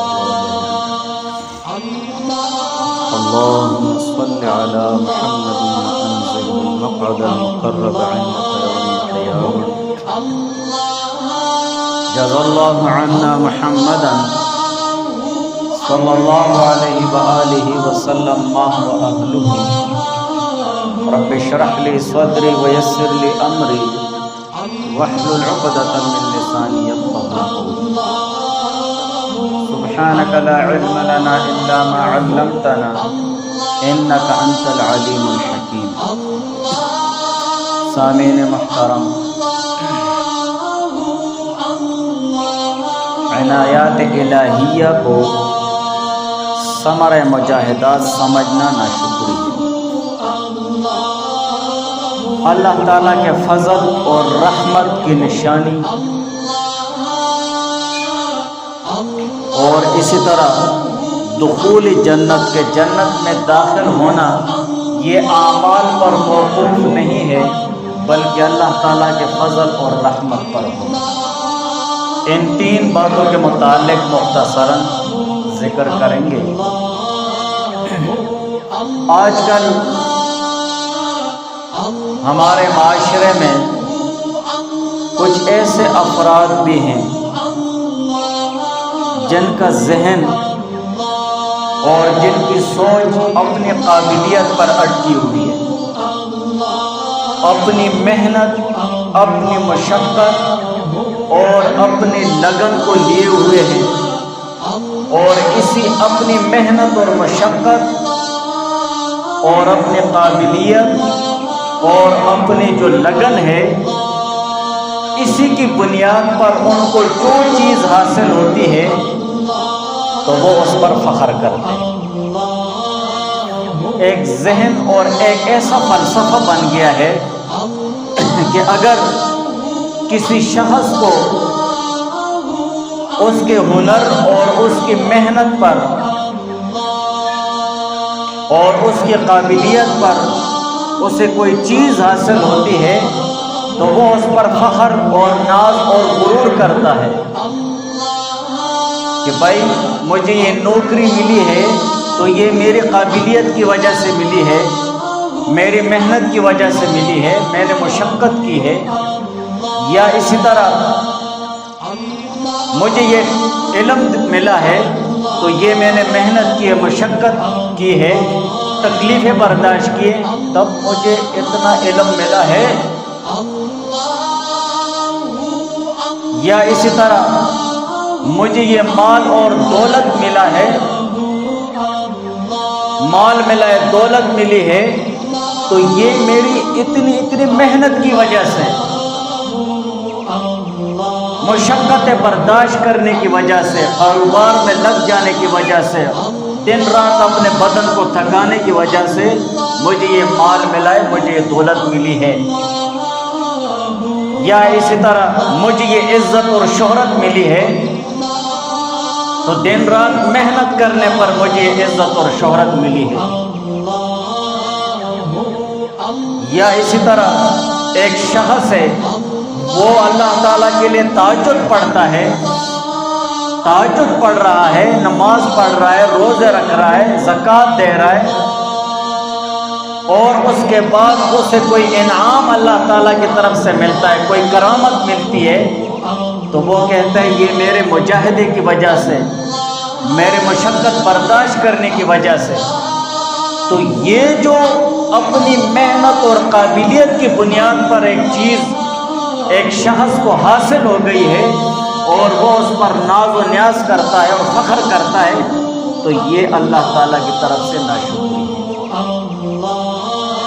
یہ اللہ تعالیٰ کی طرف سے ناشکری ہے کہ انعامات الہیہ، عنایات الہیہ کو ثمر مجاہدات سمجھنا ناشکری ہے،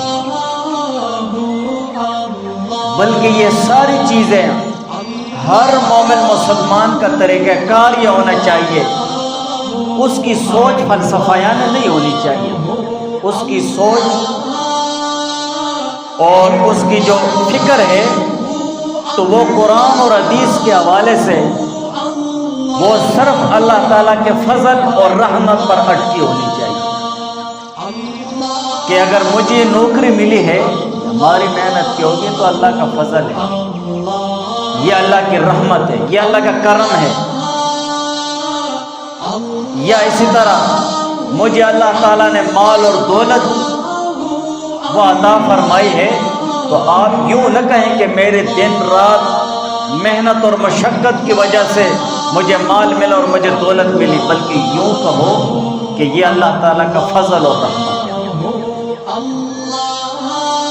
اگر کوئی شخص یہ کہتا ہے کہ میں نے علم حاصل کیا، میں نے محنت کی ہے، مشقتیں برداشت کی ہیں، اگر اس طرح کہے گا اور اپنے علم پر ناز و نیاز کرے گا تو یہ اللہ تعالیٰ کی دی ہوئی نعمت اور احسان اور بلائی کی ناشکری ہے، بلکہ یوں کہو کہ اللہ تعالیٰ نے جو مجھے میرے پاس علم ہے، قابلیت ہے، مجھے اللہ تعالیٰ نے قرآن دیا ہے، حافظ قرآن بنایا ہے، تو یہ اللہ تعالیٰ کا فضل ہے، یہ اللہ تعالیٰ کی خاص الخاص مہربانی ہے کہ مجھے اللہ تعالیٰ نے اپنے فضل سے اتنا بندوں میں چن لیا، یا مجھے اللہ تعالیٰ نے نماز، روزہ، حج اور تہجد جیسی عبادت کرنے کی توفیق دی ہے، اور میں یہ ادا کر رہا ہوں، اس میں میرا اپنا کوئی کمال نہیں، یہ اللہ کا فضل ہے۔ ایسی سوچ ہونی چاہیے ہم میں سے ہر مومن مسلمان، لیکن جو بہت زیادہ پڑھے لکھے بن جاتے ہیں تو ان کی سوچ ایک فلسفیانہ ہو جاتی ہے۔ ہر مومن مسلمان کو اپنی سوچ کو اور اپنی فکر کو فلسفے کی بنیاد پر نہیں رکھنا چاہیے، فلسفہ اور اسی طرح عقل کی بنیاد پر نہیں رکھنا چاہیے، بلکہ اللہ تعالیٰ کے فضل پر رکھنا چاہیے۔ یہی وجہ ہے حضرت مولانا اشرف علی تھانی صاحب رحمہ اللہ تعالیٰ نے اپنی تفسیر بیان القرآن میں تحریر فرمایا ہے کہ اگر کسی کو اللہ تعالیٰ نے اپنی محبت دی، یعنی اس کو اپنا خاص بنایا، یا کوئی کرامت عطا فرمائی، یا کوئی نعمت عطا فرمائے، کوئی بھی نعمت ہو، نوکری ہے، بیوی ہے، بچے ہیں، مال ہے، دولت ہے، علم ہے، شہرت ہے، عزت ہے، صحت ہے، اور اسی طرح دوسری چیزیں ہیں، یہ ساری چیزیں نعمتوں میں داخل ہیں، تو یا کوئی نعمت عطا فرمائے تو اس کی نسبت اپنے مجاہدات کی طرف نہ کرے، اس نعمت، اس محبت اور اسی طرح اس کرامت کی نسبت اپنے مجاہدات کی طرف نہ کرے۔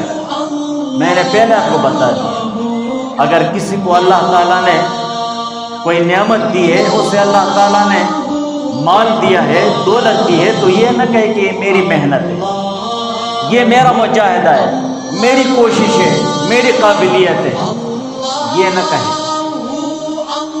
عنایات الہیہ اور انعامات الہیہ کو مجاہدات کی طرف اس کی نسبت نہ کرے کہ یہ میرا کمال ہے، یا اللہ تعالیٰ نے اس کو صحت دی ہے، اچھی جوانی دی ہے، تو یہ نہ کہے کہ میرا کمال ہے، میں بہت زیادہ کھاتا پیتا ہوں، یہ نہ کہو میرا کمال ہے۔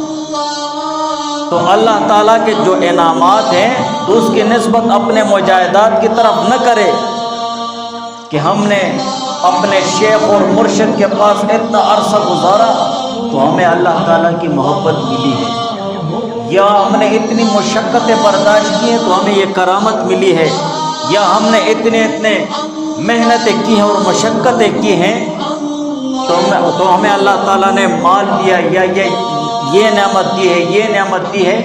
یہ تمام چیزیں اللہ تعالیٰ کی نعمتیں، مجاہدات کی طرف اس کی نسبت نہ کرے۔ لہذا حاصل یہ ہوا کہ اپنے کمالات کی نسبت اپنے مجاہدات اور محنتوں کی طرف نہ کرو، بلکہ ان کو عنایات الہیہ کا پھل سمجھو، یہ اللہ تعالیٰ کا فضل ہے۔ پہلے جو ہمارے بزرگ تھے تو ان کو اگر آپ سنیں تو ان کے ہر ایک بات میں یہی بات ہوتی، بس یہ اللہ کا فضل ہے، یہ اللہ کا کرم ہے، یہ نہ پوچھو کیسے، کہاں سے آ گیا، کیسے آ گیا، کدھر سے آ گیا، بس یہ اللہ کا فضل ہے، یہ اللہ کا کرم ہے، یہ اللہ کی مہربانی ہے، اس میں میرا کوئی کمال نہیں ہے۔ اس وقت ایک ایسی سوچ اور فکر تھی، اور آج کی سوچ اور فکر میں نے آپ کو بتا دیا یہ فلسفیانہ ہے، یہ عقل کی بنیاد پر ہے۔ بہت ساری فلسفیانہ باتیں، بہت ساری نہیں، اکثر فلسفیانہ باتیں وہ قرآن اور حدیث کے ٹکراؤ میں ہوتی ہے، خلاف ہوتی ہے۔ بس اوقات ایسی باتیں بھی ہوتی ہیں فلسفیانہ جو تقدیر کے خلاف ہوتی ہے۔ کبھی کبھی فلسفیانہ بات ایسی بھی ہوتی ہے جس میں کفر کی حد تک بات ہوتی ہے، اور یہ فلسفیانہ باتیں ہیں نا، عقل کی سب سے زیادہ فیس بک پہ بہت زیادہ ہے۔ حدیث کسی کو نہیں آئے گی، قرآن کی آیت نہیں آئے گی، اور اسی طرح صحابہ رضوان اللہ تعالی علیہم اجمعین ان کے قول کسی کو بھی نہیں آئے گا. بس جس نے جو بات سنی ہوتی ہے، دیکھی ہوتی ہے، دل و دماغ کو اچھی لگ گئی ہے. علی رضی اللہ تعالیٰ نے فرمایا، شیر خدا نے فرمایا ادھر چسپا کر کے. یہ فلسفہ ہے نا، باتیں ان صحابہ کے پیچھے نہیں چسپا کرنا چاہیے، تو ان کی بے ادبی ہے. ہر چیز اور ہر بات کی تحقیق کرنی چاہیے اور دیکھنا چاہیے کہ یہ بات قرآن اور حدیث کے خلاف تو نہیں ہے، کہیں تقدیر کے خلاف تو نہیں ہے، یا اس بات میں اللہ تعالیٰ کی نعمت کی ناشکری تو نہیں ہے. ہمیں یہ چیز دیکھنی چاہیے. بہرحال جتنے بھی اللہ تعالیٰ کے انعامات ہیں تو ان کو عنایات الہیہ کا پھل سمجھو، اور اگر اپنے کمالات کی نسبت اپنے مجاہدات کی طرف کرتا ہے، اللہ کے فضل و عنایات کی طرف نہیں کرتا، تو یہ سخت ناشکری ہے. ایسے مت کو یہ میرا کمال ہے، مجھے یہ چیز ملی، یہ نعمت ملی، یہ میری محنت ہے، میں نے مشقت برداشت کی ہے، میں نے تکلیف برداشت کی ہے. اس طرح مت کہو، بلکہ تمہیں وہ چیز حاصل ہوئی ہے تو اس کو اللہ تعالیٰ کی طرف اس کی نسبت کرو کہ یہ اللہ تعالیٰ کا فضل ہے، اور اللہ تعالیٰ نے اپنے کرم سے مجھے یہ چیز عطا فرمائی ہے، کہ اللہ تعالیٰ کے مہربانیوں کا سبب ہے کہ اس کی مہربانی سے مجھے یہ چیز ملی ہے. یہ اللہ تعالیٰ کی رحمتوں کا سبب ہے کہ اللہ تعالیٰ کی رحمت ہے، یہ اس کے وہ اللہ تعالیٰ کا فضل ہے. اور اس کی مثال بھی آپ دیکھیں کہ بندہ روزہ رکھے یا حج کرے، عمرہ کرے، نماز پڑھے اور اسی طرح تہجد پڑھے، اور اللہ کی عطا کو اپنے اعمال کی طرف نسبت نہ کرے. نیکی کر اور دریا میں ڈال، نیکی کر اور دریا میں ڈال، اپنی نیکیوں کو بھول جائے، جو کچھ ملے اس کو اللہ تعالیٰ کا کرم و رحمت سے. بس یہ اللہ کا فضل، یہ اللہ تعالیٰ کا رحم، یہ اللہ تعالیٰ کا کرم ہے. ہر وقت ہر گھڑی جس نعمت کے متعلق بھی پوچھا جائے، جس نعمت کے متعلق تمہارے دل و دماغ میں کوئی بات آ جائے، جلدی اپنے زبان سے یہ کہو کہ یہ صرف اللہ تعالیٰ کا فضل ہے، یہ صرف اللہ تعالیٰ کا کرم ہے اور اس کی رحمت ہے، میرے پاس اپنا کچھ بھی نہیں. اگر ہم ایسے نہ کہیں اور اپنی محنت اور مشقت کی طرف ہم نسبت کریں ان نعمتوں کی، تو یہ ناشکری ہے. اور کبھی تو اللہ تعالیٰ پھر ایسی ناشکری کی بنیاد پر وہ نعمت چھین بھی لیتے ہیں. تو تمام نعمتوں کی نسبت اللہ تعالیٰ کی طرف کرنی چاہیے. اور قرآن میں بھی اللہ تعالیٰ نے فرمایا، ما اصابک من حسنۃ فمن اللہ، ما اصابک من حسنۃ، تجھ کو جو نیکی پہنچے، جو نیکی ملے وہ اللہ کی طرف سے ہے. وما اصابک من سیئۃ فمن نفسک، اور جو تجھ سے برائی ہو وہ تیرے نفس کی شرارت اور بدماشی ہے. تو اللہ تعالیٰ نے قرآن میں بھی فرما دیا ہے کہ دنیا میں تم کو جو بھلائی ملے، جو بھلائی ملے، نیکی ملے، اولاد ملے، روزی ملے، علم ملے، نوکری ملے، یا اسی طرح آپ کی شادی ہو گئی ہے، اولاد مل رہی ہے، تو کوئی بھی نعمت ملے فمن اللہ ہے، تو وہ اللہ تعالیٰ کی طرف سے، یہ اللہ تعالیٰ کی طرف سے ہے. اگر ہم کو اپنے عمل کی طرف نسبت کرنے کی ہدایت ہوتی تو اللہ تعالیٰ فرماتے کہ تم اپنی عبادت کی طرف نسبت کرو، کہ تم نے یہ کیا تو میں نے یہ دیا، تم نے یہ عبادت کی تو ہم نے تمہیں یہ چیز دی. اللہ تعالیٰ نے ایسا حکم نہیں فرمایا کہ جو چیز ہم نے آپ کو عطا کی ہے تو اس کی نسبت اپنی محنت کی طرف کرو، نہیں، اس کی نسبت اللہ تعالیٰ کی طرف کرو. فمن اللہ، یہ اللہ تعالیٰ کی طرف سے. قرآن میں تو یہ اللہ تعالیٰ نے نہیں فرمایا کہ آپ نے یہ محنت کی، یہ عبادت کی، یہ مشقت، یہ تکلیف اٹھائی ہے تو تب ہم نے آپ کو یہ چیز دی ہے، کہ اس اپنی محنت کی طرف نسبت کرو. لیکن یہاں پر اللہ تعالیٰ نے یہ نہیں فرمایا کہ میں نے، تم نے، کچھ نہیں ہے یہاں پر. بس آسان الفاظ ہے. فمن اللہ ما صابک من حسنۃ فمن اللہ، جو خیر اور بھلائی اور نیکی تجھ کو پہنچتی ہے تو وہ اللہ تعالیٰ کی طرف سے ہوتی ہے. یہ ساری نعمتیں اللہ تعالیٰ کی طرف سے ہیں اور اسی کی طرف اللہ تعالیٰ کی طرف اس کی نسبت کرنی چاہیے. اور جو کوئی برائی تم کو پہنچے، نقصان یا تکلیف تم کو پہنچے تو وہ تمہارے نفس کی شرارت کی سزا ہے. ایسے کہنا چاہیے. ہمارے معاشرے میں ایک چیز یہ عام ہو گئی ہے، حسن اتفاق اور سوء اتفاق. حسن اتفاق اور سوء اتفاق یہ کفار اور ملاحدہ کی ایجاد ہے، یہ قرآن اور حدیث میں نہیں ہے. حسن اتفاق اور سوء اتفاق ہر کسی کے زبان پر یہ یار حسن اتفاق سے ملاقات ہے، اس طرح کہتے ہیں. حسن اتفاق کا بازار مل گئے. سوء اتفاق کا سوء برائی کو کہتے ہیں اور حسن اچھائی کو کہتے ہیں. تو نیکیوں کو حسن اتفاق مت کہو اور برائیوں کو سوء اتفاق مت کہو. یہ الفاظ غیر مسلم و کافر و ملحدوں اور نچریوں کی ایجاد ہے. یہ ان کے الفاظ ہیں، انہوں نے یہ الفاظ جاری کیے ہوئے ہیں کہ اگر کوئی نعمت ملتی ہے، کوئی خیر اور بھلائی اس کو پہنچتا ہے تو وہ کہتا ہے کہ صاحب آج حسن اتفاق سے، مثال کے طور پر مجھے نوکری مل گئی، آج حسن اتفاق سے صاحب آپ سے ملاقات ہو گئی، آج حسن اتفاق سے مجھے یہ فلاں چیز مل گئی ہے. تو حسن اتفاق نیکیوں کو حسن اتفاق کھا گیا ہے. نیکی کی نسبت اللہ تعالیٰ کی طرف ختم ہو گئی ہے، بلکہ آپ حسن اتفاق کے بجائے اللہ تعالیٰ کا نام لیں اور اس نیکی اور اس نعمت کی اللہ تعالیٰ کی طرف نسبت کرنی چاہیے. حسن اتفاق مت کہو اور یا برائیوں کو سوء اتفاق نے لوٹ لیا. اچھائیوں اور نیکیوں کو حسن اتفاق نے لوٹ لیا اور برائیوں کو اور بدکاریوں کو سوء اتفاق نے لوٹ لیا. بس سوء اتفاق تھا، فلاں فلاں کام ہو گیا ہے، فلاں فلاں برائی ہو گئی ہے، یہ ہو گیا. سوء اتفاق تھا، چوٹ لگ گئی، ایکسیڈنٹ ہو گیا، لڑائی ہو گئی، فلاں ہو گیا، ڈنگل ہو گیا. سوء اتفاق کا بس چھوڑو، اتفاقاً اس طرح ہو گیا ہے. اتفاقاً نہیں ہوا ہے، بلکہ آپ اس طرح کہیں کہ یہ میری شامت اعمال ہے یا میری اپنی نالائکی کی سزا مجھے مل گئی ہے. تو یہ جو دو قسم الفاظ ہے کہ حسن اتفاق اور سوء اتفاق، تو یہ مسلمانوں کے نہیں ہیں بلکہ یہ غیر مسلموں کی ایجاد ہے.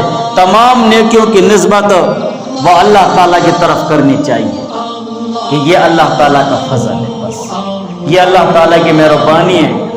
جو چیز مجھے ملی ہے، جو نعمت مجھے ملی ہے، جو خیر مجھے پہنچا ہے، تو یہ اللہ تعالیٰ کی مہربانی اور فضل ہے. بلکہ جنت اور بخشش بھی اللہ تعالیٰ کے فضل اور کرم سے اور رحمت سے ہوگی. جو مومن مسلمان کی بخشش ہے اور مغفرت ہے تو وہ بھی اللہ تعالیٰ کے فضل اور کرم سے ہوگی. اپنے اعمال پر اور اپنے عبادتوں پر کسی مومن مسلمان کی بخشش وہ موقوف نہیں ہے، نہ اعمال پر جنت میں داخل ہونا موقوف ہے. یہ اللہ تعالیٰ کے فضل پر ہوگی. جنت بھی ہمارے عمل کے بدلے میں نہیں ملے گی، اللہ تعالیٰ کے رحمت سے ملے گی. مگر اس کا یہ مطلب نہیں کہ عمل نہ کرو.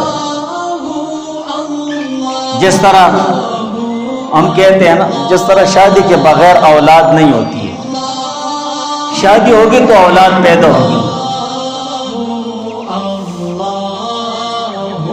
اسی طرح اعمال کی بھی نفی نہیں ہے. اعمال وہ ضروری ہیں اور آگے اس پر وہ تفصیل آ جائے گی نا. امام حاکم رحمہ اللہ تعالی نے اپنے مستدرک میں ایک روایت ذکر کی حضرت جابر رضی اللہ تعالیٰ عنہ سے، لمبی روایت ہے اور صحیح روایت ہے، اور روایت یہ ہے کہ حضرت جابر رضی اللہ تعالیٰ عنہ نے حضور پاک صلی اللہ علیہ وسلم سے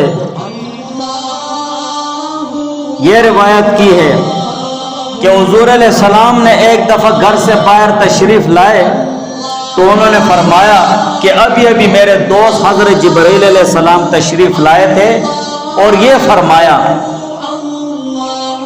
جابر رضی اللہ تعالیٰ عنہ فرماتے ہیں کہ حضور علیہ السلام نے ایک دفعہ گھر سے باہر تشریف لا کر فرمایا کہ ابھی ابھی میرے دوست حضرت جبرائیل علیہ السلام تشریف لائے تھے، اور یہ فرمایا کہ پچھلی امتوں میں سے اللہ کا ایک بندہ اپنے گھر بار، عزیز و اقارب، مال و دولت سب کو چھوڑ کر سمندر کے بیچ میں پہاڑ نما ایک ٹیلا تھا، اس میں جا کر عبادت شروع کر دی، عبادت کرنا شروع کر دیا۔ وہ سمندر اتنا وسیع تھا کہ اس ٹیلے کے ہر جانب 4,000 فرسخ یعنی 4,000 ذرا دوری تک سمندر تھا۔ ذرا اس کو فرسخ کہتے ہیں نا، ذرا جو گز ہوتا ہے، یہ شرعی گز ہے، انگریزی تو یہاں تک ہوتا ہے۔ وہاں پر کوئی کھانے کی چیز نہ تھی اور سمندر کا پانی بھی بالکل نمکین تھا۔ اللہ تعالیٰ نے اپنے فضل سے اس میں ایک انار کا درخت اگا دیا اور انگلی کے برابر میٹھے پانی کا چشمہ اس کے لیے وہ پیدا فرما دیا ہے، جاری کر دیا ہے۔ یہ عبادت گزار عابد دن رات 24 گھنٹے عبادت میں گزار دیتا ہے، اور اسی طرح 24 گھنٹے میں انار کا ایک پھل کھا لیتا اور میٹھے پانی کے چشمے سے ایک گلاس پانی پی لیتا۔ اسی حالت میں 500 سال گزر گئے، 500 سال اسی حالت میں گزر گئے۔ 500 سال کے بعد جب اس عبادت گزار کی موت کا وقت آیا تو اس نے اللہ تعالیٰ سے یہ دعا مانگی کہ یا اللہ سجدے کی حالت میں میری روح نکل جائے اور میری ناش یعنی میرا جسم وہ مٹی وغیرہ ہر چیز پر حرام کر دے، اور قیامت تک سجدے کی حالت میں میں صحیح و سالم رہوں۔ یہ دعا اللہ تعالیٰ سے کیا، اللہ تعالیٰ نے اس کی دعا قبول کر دیا۔ سجدے کی حالت میں اس کو موت آ گئی، اور اللہ تعالیٰ نے ایسا انتظام فرما دیا کہ قیامت تک وہاں کسی انسان کی رسائی نہیں ہو سکتی، بالکل صحیح سالم پڑا رہے گا۔ اس بندے کو قیامت کے دن اس عابد کو اللہ تعالیٰ کے دربار میں حاضر کیا جائے گا، تو اللہ تعالیٰ فرشتوں سے فرمائے گا کہ میرے اس بندے کو کہو کہ میرے فضل سے جنت میں داخل ہو جاؤ۔ اللہ تعالیٰ فرشتوں سے عرض کریں گے کہ میرے اس بندے کو میرے فضل سے جنت میں داخل کر دو، تو وہ عابد کہے گا رب بعملی، اے میرے پروردگار بلکہ میرے عمل کے بدلے جنت میں داخل کر دیجیے، میرے عمل کی وجہ سے، کیونکہ میں نے 500 سال تک ایسی عبادت کی ہے جس میں کسی قسم کا کوئی ریاکاری کا شائبہ بھی نہیں تھا، بالکل ریاکاری سے پاک عبادت کی ہے، خاص اخلاص کے ساتھ تیری عبادت کی ہے۔ اللہ تعالیٰ فرمائے گا میری رحمت سے داخل کر دو، تو یہ بندہ پھر کہے گا کہ میرے عمل کی وجہ سے میرے عمل کی وجہ سے مجھے جنت میں داخل کیجئے، تو اس پر اللہ تعالیٰ فرمائے گا کہ اس کے عمل اور میری دی ہوئی نعمتوں کا موازنہ کرو۔ اس کا جو 500 سال کا بے ریا عمل ہے، عبادت ہے، اس کا اور میری دی ہوئی نعمتوں کا موازنہ کرو، تو موازنہ کرنے کے بعد دیکھا جائے گا کہ اللہ تعالیٰ نے جو اس کو بینائی عطا فرمائی، صرف بینائی کی نعمت اس کی 500 سال کی عبادت کا احاطہ کر لے گی، بس 500 سال کی عبادت ختم ہو گئی۔ صرف جو اللہ تعالیٰ نے اس کو آنکھ دی اور اس میں بینائی ہے، دیکھنا ہے، اس نعمت کے بدلے میں اس کے 500 سال کی عبادت ختم ہو جائے گی۔ صرف اللہ تعالیٰ کی ایک نعمت، اس کی بینائی، جو اللہ تعالیٰ کی دی ہوئی ایک نعمت بینائی کہ اس کے 500 سال کی عبادت کا احاطہ کر لیں گے۔ یعنی اس کو ختم کر دے گی۔ اس کے بعد پورے جسم میں کان نعمت ہے، اس کا ذکر ہوگا، زبان نعمت، ہاتھ نعمت، ناک نعمت، پیر کی نعمت، دل و دماغ کی نعمت، ان سب کا بدل باقی رہ جائے گا۔ اسی لیے اس کے پاس تو اور عبادت ہے ہی نہیں، اور عبادت تو ہے ہی نہیں۔ پھر ان کے علاوہ جو 500 سال تک اللہ تعالیٰ نے میٹھا پانی پلایا اور انار کا پھل کھلایا، ان تمام کا بدل باقی رہ جائے گا۔ بھائی ان کا بھی بدل دو۔ اللہ تعالیٰ فرمائے گا کہ تمہاری بینائی کے بدلے میں 500 سال کی عبادت چلی گئی ہے، اب تمہارے ہاتھ ہے، پاؤں ہے، دل و دماغ ہے، کان ہے، آنکھ ہے، ان کا بھی بدلہ تو دھونا ہے۔ اور عبادت نکالو، اور عبادت تو اس کے پاس نہیں ہوگی، تو صرف ایک نعمت کے بدلے میں اس کی تمام عبادت ختم ہو گئی۔ ہماری باقی نعمتوں کا بدل کہاں ہے؟ اللہ تعالیٰ فرمائے گا لہٰذا اس کو جہنم میں داخل کر دو، تو فرشتے اسے گھسیٹ کر جہنم کی طرف لے جانے لگیں گے، تو وہ چلانے لگے گا رب برحمتک ادخلنی الجنہ، اے میرے پروردگار تیری خاص رحمت کی وجہ سے میں جنت میں داخل ہو رہا ہوں۔ اب معاملہ اللہ تعالیٰ کے فضل اور رحمت پر آئے گا کہ اللہ تعالیٰ کی طرف سے کہا جائے گا کہ تجھے تو اپنی 500 سال کی عبادت پر بڑا ناز تھا کہ میں نے تیرے 500 سال عبادت کی ہے، اب تیری عبادت کہاں چلی گئی؟ اور خطرناک سمندر کے بیچ میں نے تجھے انار کے پھل کھلائے اور 500 سال تک مسلسل میٹھا پانی پلایا، میری نعمتوں کے بدلے میں تم کیا لائے ہو؟ 500 سال کی عبادت تو تیری چلی گئی، تو وہ کہے گا اے اللہ آپ اپنی رحمت سے مجھے جنت میں داخل فرمائیے، آپ کی رحمت کے بغیر کچھ بھی نہیں ہو سکتا ہے۔ پھر آخر میں جب حجت تمام ہو جائے گی تو اللہ تعالیٰ فرمائے گا میری رحمت وہ میرے فضل کے ذریعے اس کو جنت میں داخل کر دوں۔ قال جبرائیل علیہ السلام، تو جبرائیل علیہ السلام نے فرمایا انما الاشیاء برحمت اللہ یا محمد، کہ اے محمد صلی اللہ علیہ وسلم تمام چیزیں یہ اللہ تعالیٰ کی رحمت اور فضل سے، سب کچھ اللہ تعالیٰ کے فضل اور رحمت سے۔ اور اسی واقعے میں قاری طیب رحمہ اللہ تعالیٰ انہوں نے اپنی کتاب میں اس میں تھوڑا اضافہ کیا ہے، انہوں نے حدیث کا حوالہ بھی دیا ہے، اور وہ اس طرح ہے کہ جس وقت اس عابد کو اللہ تعالیٰ کھڑا کر دیں گے کہ جاؤ میرے فضل اور رحمت سے جنت میں، تو وہ عابد کہے گا یا اللہ میں نے 500 سال عبادت کی ہے، تو اللہ تعالیٰ فرشتوں سے فرمائیں گے کہ اسے جہنم کی طرف لے جاؤ، اور جہنم سے 500 سال کی مسافت پر اسے کھڑا کر دو۔ جب جہنم کی لو اور جہنم کی دہک اس کی طرف آئے گی تو بہت سخت پیاس اسے لگ جائے گی، پیاس کی وجہ سے اس کی زبان باہر نکل آئے گی، اور اچانک ایک ہاتھ نمودار ہوگا جس میں ایک گلاس پانی ہوگا، اور وہ عابد کہے گا کہ یہ پانی مجھے دے دو کہ میں پانی پی لوں، تو وہ سے آواز ہوگی کہ یہ پانی فری میں نہیں ہے، اس پانی کا عوض اور بدل اور قیمت 500 سال کی بے ریا عبادت ہے۔ وہ عابد کہے گا میرے 500 سال کی عبادت لے لو اور یہ پانی مجھے دے دو کہ میں پی لوں، تو وہ اس ایک گلاس کے بدلے میں اپنی عبادت دے دے گا اور پانی پی لے گا، پھر اس کو پیاس لگے گی۔ 500 سال کی عبادت تو اس کی چلی گئی ہے، اور پھر اللہ تعالیٰ کی طرف سے اس کو عرض ہو گیا کہ تجھے تو اپنی 500 سال کی عبادت پر بہت ناز تھا اور بہت اعتراض رہے تھے کہ میرے پاس 500 سال کی عبادت ہے، بے ریا عبادت ہے، وہ تو ایک گلاس کے بدلے میں چلی گئی ہے، اب باقی آگے آ جاؤ کہ حساب کتاب کریں۔ تمہارے لیے سمندر کے بیچ میں انار کا درخت لگایا ہے، اس کا عوض مجھے دویا، میٹھے پانی کا چشمہ تمہارے لیے جاری کیا، اس کا عوض دویا۔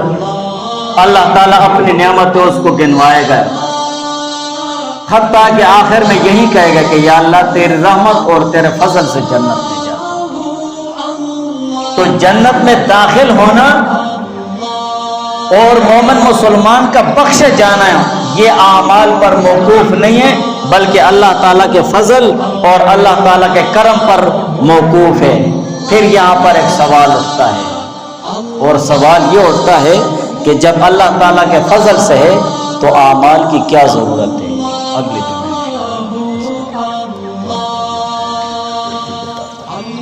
اللہ تعالیٰ ہمیں اخلاص سے نیک اور صالح اعمال کرنے کی توفیق۔ اللہم صل علی